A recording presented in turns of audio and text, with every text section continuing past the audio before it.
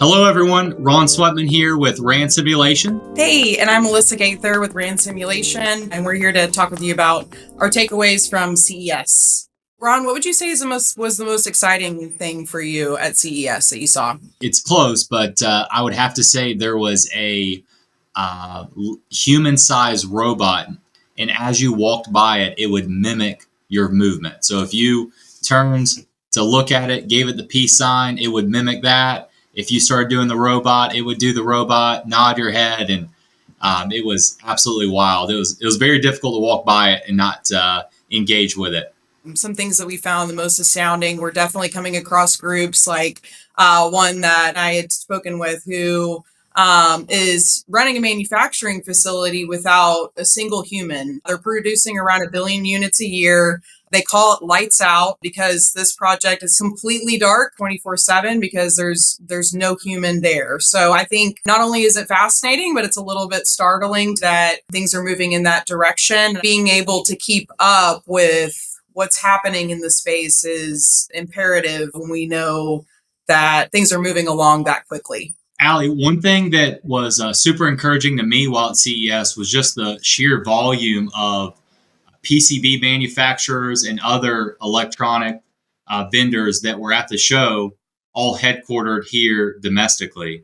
You know, historically, that was an industry that had moved overseas decades ago and has not returned up until lately. So just to talk to a lot of grassroots manufacturers, small to medium sized businesses that, you know, had launched a product here with high mix, low volume, and were attending CES to grow their customer base. That was really encouraging to me. I agree with that. No, it's very exciting to hear, especially being in the space that we're in, working with high tech and electronics manufacturers. I mean, it's awesome to hear that they're moving their sites here in the U.S. Another exciting technology that I saw at CES just so happened to be a local startup that's only an hour away from my primary residence was a drone company out of upstate South Carolina. And they have interest from not only military and defense, but they actually had Damon John from Shark Tank in their booth. And he has interest in buying a few of their products for his home in Miami. So it was a fascinating technology and just a great group of engineers at the show. One example at CES was in the clean energy space, specifically around electric vehicles and battery energy storage, which is a major market for RAND simulation and ANSYS in general. But where I saw simulation being applied in these areas was specifically around battery optimization and performance. These items need and utilize simulation to run certain analysis around the electrical and optical components of their devices. I find this to be really exciting because simulation is being used by these groups to enhance and bring their products to market faster. And the great thing is that I know that we'll be seeing a lot more of this in 2025.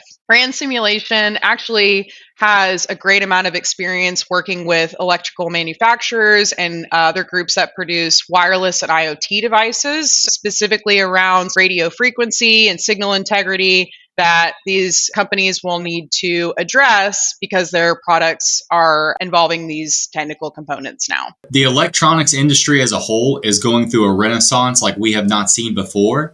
And the power of simulation and high fidelity analysis is beyond significant. I'm super optimistic about 2025 and the role that simulation will play in a lot of the industries that we do business with, just because everyone is looking for that, you know, that cutting edge technology or that, you know, competitive differentiator in their industry to take them to new heights. No one's saying, hey, this is how things have always been done, or like, hey, historically, you know, as an organization, we've done it this way. Everyone is looking for how can we separate ourselves from the existing competitive base, but also all of these new tech startups like the ones we saw at CES who are looking to go to the moon. CES definitely showed us that the future of engineering, design, innovation is here, which means that